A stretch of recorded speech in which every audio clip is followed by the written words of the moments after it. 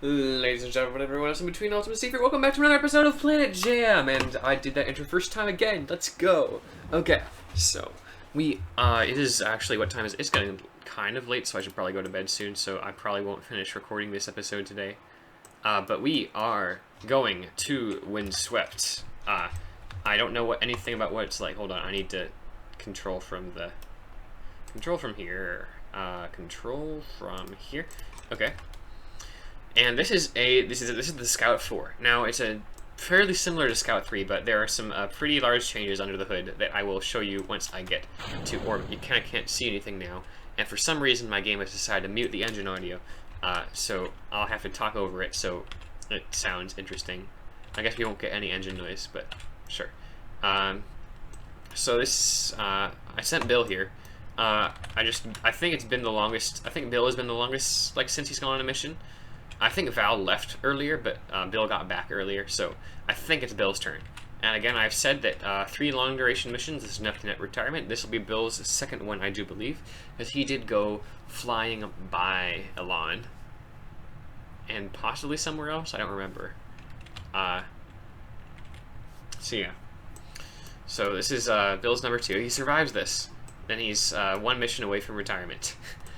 I don't know what retirement means yet. Maybe it's just literally sitting him in a bunk outside of the Space Center. Maybe it's actually sending him to, like, maybe if you find a cool, like, habitable planet, then that can be a retirement planet. No, that'd just be cruel. That'd just be cruel. I'm not going to do that. So the launch vehicle is pretty much the same. This is not like a new ship. Well, it's kind of new. It is built using the craft file of the old one. So, like, I didn't completely build it new, I just changed some things. And for some reason my frames are not liking me right now. I don't know why, but they're not. I guess Kerbal just has that effect in general. So let's go to space. Oh. I just realized something. This might not work. Okay, thing is, I went on a really shallow trajectory. I am kind of close to orbit, but not enough. I do not believe I can fire these engines in an atmosphere, so give me a moment. Okay, why is the game completely muted? Did I just, like, accidentally mute my computer? Maybe it's coming in for you. It's not coming in for me. Anyway. Oh, there we are. Now it's good. Maybe I just had the volume down. So, I cannot fire these engines in the atmosphere, which you'd think they'd allow in an emergency situation. Because otherwise, these engines are getting their content splattered all over the continent. Anyway, so these are liquid core reactor engines. Now, the idea with a solid core nuclear thermal rocket is that how a rocket engine works is it just pushes a bunch of gas out, like the other side. It's the same principle as you standing, like, on a patch of ice and throwing a bowling ball backwards. That means you'll go forwards. Rocket engines throw a lot of bowling balls in gaseous form really, really fast. And they do that by heating up gas. Normal rocket engines, they do it with explosions. They burn stuff, and the energy goes into expanding the gases out the back. Nuclear engines get that engine that expands the gas from a nuclear reactor. It just heats up the gas really hot. So you have a nuclear reactor, and you pass some propellant over it. It expands out the other end. That's a solid core nuclear rocket. Liquid core nuclear, like the hotter it gets. Okay, we're in space now. Hold on, I'm gonna fire up the engines. Not allowed inside homeworld atmosphere. What do you mean? Like, oh, because I'm pointing towards the homeward atmosphere? Yes, it is. There we are. Okay, nice. Because I can't point towards the homeward atmosphere, and I can't have it in the homeward atmosphere, which I guess is understandable. Anyway, so the heat of the reactor, like how hot you can get the reactor. Engine. What do you mean engine disabled? Okay. Okay, stop it. Okay, fine. There we are. So what controls your efficiency, how fast you throw the gas out the back, is how hot you can get the reactor. However, after a certain point, your reactor will melt. And you can get around that by designing the reactor to melt, and that is what a liquid core nuclear thermal rocket is. It's where the core is designed to be liquid. Like, it heats up so much that it turns into a liquid, and then you use that. It's kind of complicated. There's also gas core rockets. Okay, this is being really weird. I can't fire it. Okay. It'll be fine, it'll be fine. I should have removed these docking ports. I didn't need those. Alright, let's just get into orbit here. I think we're gonna make it. Like, it'll be fine. And these do have very slightly more thrust than the solid core rockets, so it's not a downgrade in any area. But the real gains come from having a 1,280 seconds of specific impulse. Now, granted, in the R&D, you may have saw the 1,600 number. That is a number if you're using liquid hydrogen, and I generally don't use liquid hydrogen on these vehicles. It's too much of a pain to store currently, and I want to have fuel commonality between the lander and the propulsion stage, which I did not have last time. And the thing is, I actually haven't talked about that. So you see, this new lander here is basically almost completely redesigned. The science section is the same, the command pod section is kind of the same, but the propulsion section is entirely different. It is powered by these traveling wave reactor engines, which is basically stick an engine on an RTG, if I understand it right. And it's powered completely by liquid fuel. It's a nuclear, and it has about 1.5 to 2 times the delta V of the previous lander. So, granted, its thrust rate ratio is kind of low, so the actual utility of that much delta V is kind of limited. But, you know, it's fun. So, if there is any high gravity worlds here, we're not going to be able to land on it, basically, is what I'm saying. Windswept. So, I time warped to the transfer window already, so we should be able to just apply maneuver mode, go straight prograde, and get to Windswept fairly easily. Now, if the game would stop lagging, that would be great, but I don't think it's going to stop lagging, so we're just going to have to live with it, because I don't want to restart the game right now.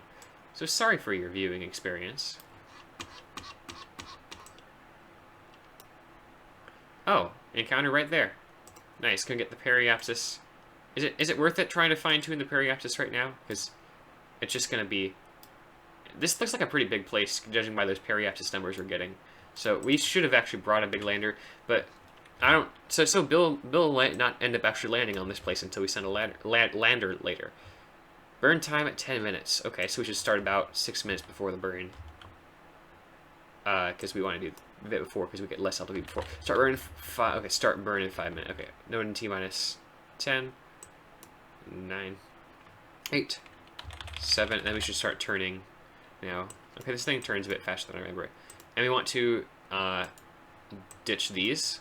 The other change to the lander is, like, because we had solar panel problems last time, I do believe these candle engines will actually generate electricity for us, so we should not have that issue again. We're also going to be a lot closer to the sun than we were last time. The bad news, though, it is possible that we do not complete the burn on this pass. Because we do have a pretty aggressive nose-down angle, and we're not exactly in the highest of orbits. So even starting the burn at the last possible moment. Look, yeah, I'm going to start the burn late, and I'll just live with it.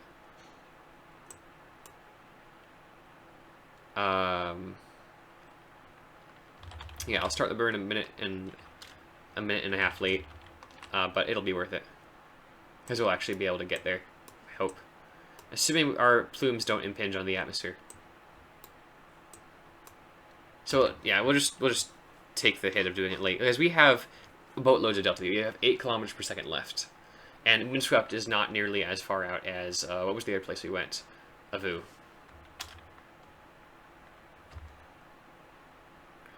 Oh, and now we can't fire it because it's towards the atmosphere. What, you guys don't like radiation on your houses?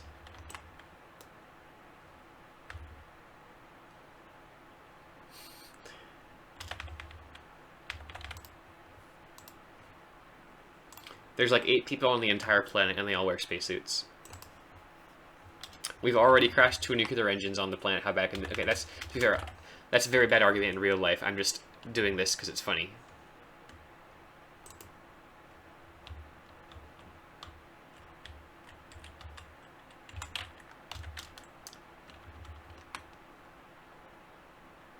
Like, obviously, in real life, all this nuclear business should be carried out with the utmost care and professionalism. But this is not real life. This is funny green men space game.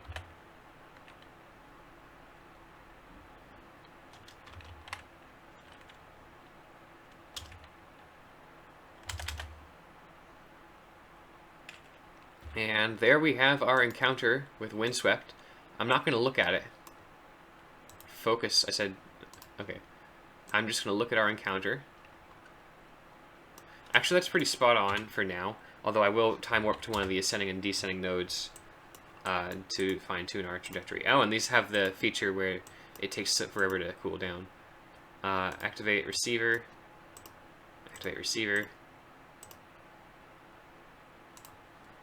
And why are these glowing already? Do I have to power radiator cooling? Deactivate generator. Let's just deactivate generator for now, so it's not glowing, because maybe that's what's causing my lag, the glowing. I'll just turn it on later as needed. Anyway, goodbye, Sidecar. And hello, Windswept. I'm guessing by the name, it's going to be sort of a desert planet. That's my post-encounter node. I do believe my actual node was somewhere up here.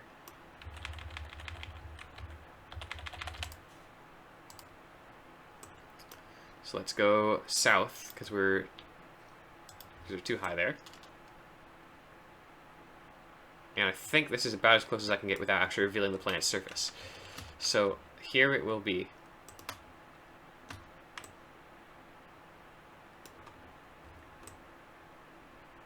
And we're in space to escape all that pesky nuclear regulation. So we can fire our engines wherever we want to. And where's the atmosphere? I want to go into a high orbit as a... Let's go to, how about, 439, yeah, that's good, 400 and something kilometer orbit. That is fine. That will put us above even the highest of atmospheres that I've encountered so far. So yeah. Alright, Bill.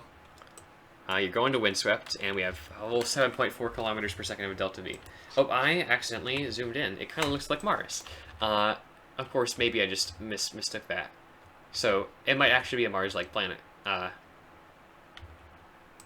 didn't see any moons, but that doesn't mean there isn't any. That just means I might not have seen them. And if it's Mars, we can't actually land there, because I don't think these engines might have enough thrust, actually. Like the lander's engines.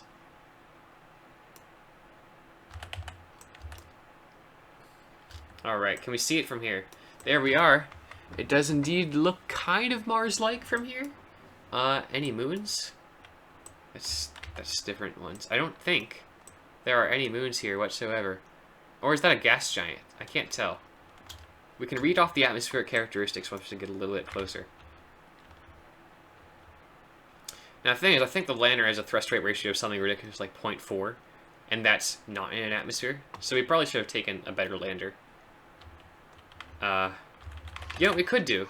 Instead of if this planet is something we're not able to land on, we could just loiter in orbit for a bit, and then go to Kane instead, and scout that out as well, and then send another dedicated mission to, Windswept. Because, while, the vibe has been one-way missions, I'd kind of, you know, this is a valuable asset, and we want to Strandville somewhere valuable. We want to make best use of his equipment. So, let's see. I don't think this looks like something we can land on. Although I would not be opposed to trying just for the meme. Windswept is a remarkable showcase of a planetary scale mishap. Calculations suggest that habitable planets are extremely rare when they get more luminosity than Windswept, or if they get much less luminosity than Windswept. Yet, life appears common in the planets orbiting below Windswept, while Windswept is comparatively dead. What went wrong here? Observations of Windswept have been impossible for the past 100 or so years, as Windswept has plunged into a long-term global dust storm with no hint of it stopping anytime soon. We are relying on outdated, low-resolution, hand-drawn maps from the days before the invention of photography. Interesting. Now I kind of want to land there. ASL gravity was 1G, though, so you can't really land there. And what's the atmosphere? Atmosphere height, 36,000 meters. Atmospheric pressure. Okay, that's enough that our engines will be able to work there. How much delta V will it take to capture? Oh yeah, that's pennies compared to what we told. Well, not pennies. It's a whole kilometer per second. But even then, you know what I'm gonna do? I want to take a quick save here. And once again, read off the thrust-weight ratio of this lander. Why did we just yeet away? Okay, interesting. Uncharted lowlands. So we have 3.742 kilometers per second, and our orbital velocity at periapse, like what we need to get to orbit. Let me figure that out. So how fast we will be going in orbit is going to be... What's this maneuver? It's going to be 227 plus... Sorry, no. Something minus 227.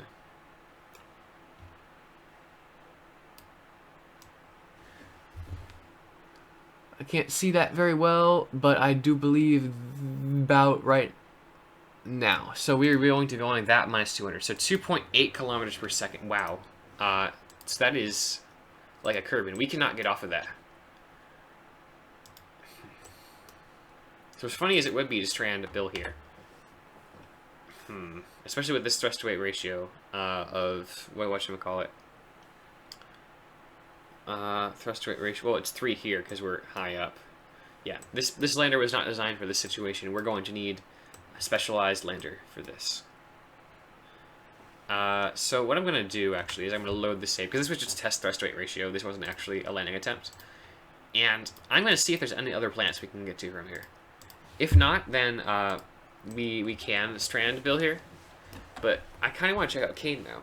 Okay, I think I figured out what I'm going to do. I'm going to go to orbit here, and then we're just going to leave Bill on standby until the next transfer window. And then I'll send him a lander that in theory will be able to get off of Windswept. And then with the extra fuel he has, he might be able to go to Kane later. But since the atmosphere is so short, I'm actually going to start retroburning here-ish so we can reduce our periapsis a little bit. I'm not entirely sure if this is more efficient, but again, we have oodles of fuel. We started with 8 and change, and now we're at 7 and change. And the atmosphere starts at like 30 kilometers, right? The atmosphere, yep, 36 kilometers, so let's go into like a 50-kilometer orbit. That sounds good. And then while we're at it, do we have an action group for science set up? We do not. So let's get a science action group set up. And then I will leave the other, the materials and the goo for a good occasion. So I do that now. I think since I'm not coming home for a while, I am going to transmit all this science, then I might get actual home versions of it later. So if I go big 1 now, I'm going to take all this data and I'm going to transmit every single bit in hopes that maybe, just maybe, we can net enough science to get ourselves to the gas core engine, which we might use for the mission after this. Yeah, this is a pretty big world, actually. It's kind of deceptively... Oh, granted, it has a big sphere of valence. I kind of knew it was 1G gravity.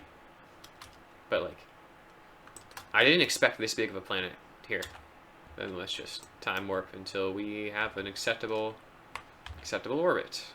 3, 52, 51, and then I'm just going to go to 50 on delayed thrust. Okay. So we've got that. I wonder what these engines sound like. They're probably just the normal default sound. But I don't know what they sound like because I can't hear them because the sound's busted. And then we can do transmit all of that. And then since we're not going to the surface, we can also conduct the material study and do the goo. Actually, wait, no. I'm going to wait until I'm inside the atmosphere because I'm going to skim the atmosphere a little bit. Collect all. View stored data. Transmit. So let's go to our apoaps. And let's get our periaps right above the 36-kilometer atmosphere. What's it? 36-kilometer atmosphere. So we want like a 35-kilometer periapsis so we can dip down to the atmosphere and get the science. That's too much. And we're good. So now we can time warp to the atmosphere and get the atmospheric science and then see how much we have gotten.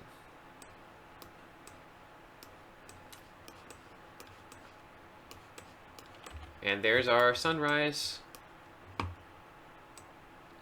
There's signal that it is go time.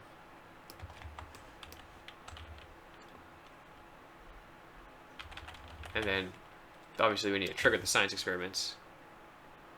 Analyze atmospheric compositions. We can transmit crew report, atmospheric analysis, atmospheric pressure scan, temperature scan, and then conduct materials study, observe mystery goo.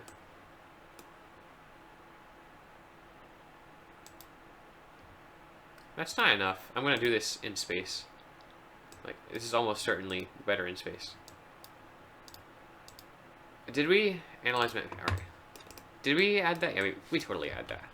And of course, we want EVA report. Our solar panels are beginning to overheat, and whoa, the atmosphere gets hot quick.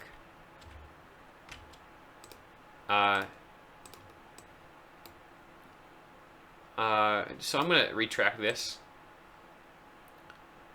So I'm actually gonna flip around prograde because it looks like we might actually need to burn out of the atmosphere. Because we're not going up yet. We're still a minute out from periaps.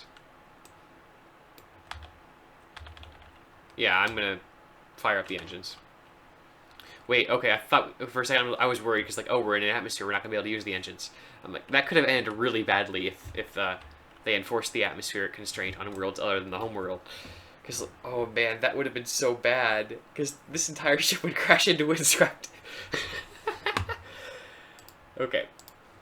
World first milestones, a decent amount of funding.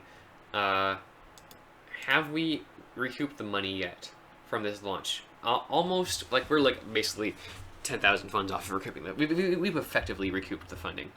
So we need another 100 or so science to get the 150-ish science to get the node that we need for gas core nuclear engines.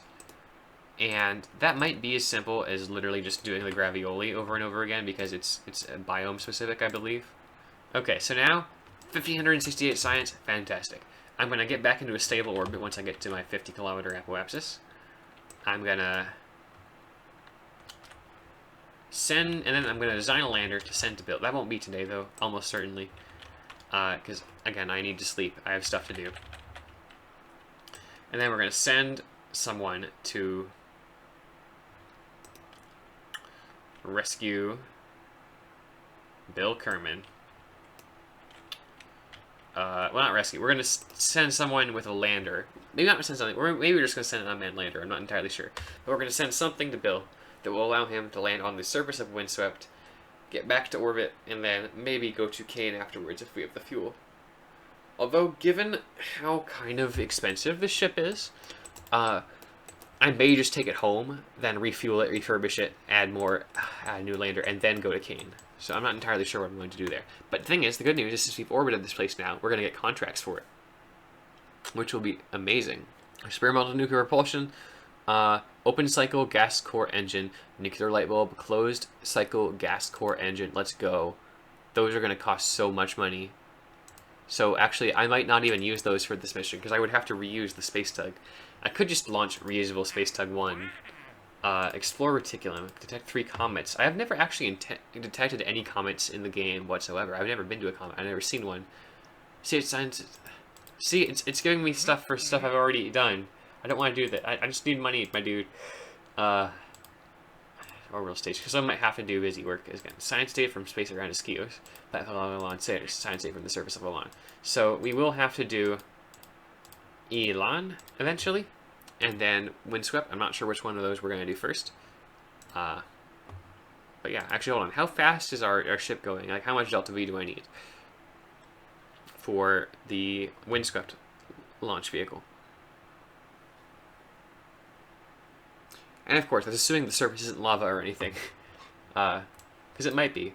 In that case, Bill's dead, but that's a risk he signed up for. Some of you may die, but that's a risk I'm willing to take, according to Lord Farquaad. We got velocity 2.45 kilometers per second, so we should probably pack 3.5 just to be safe. So we could just, like, copy the reticulum lander without the parachutes or something like that. Anyway, I'll figure something out. Thank you for watching. Ultimate Steve out.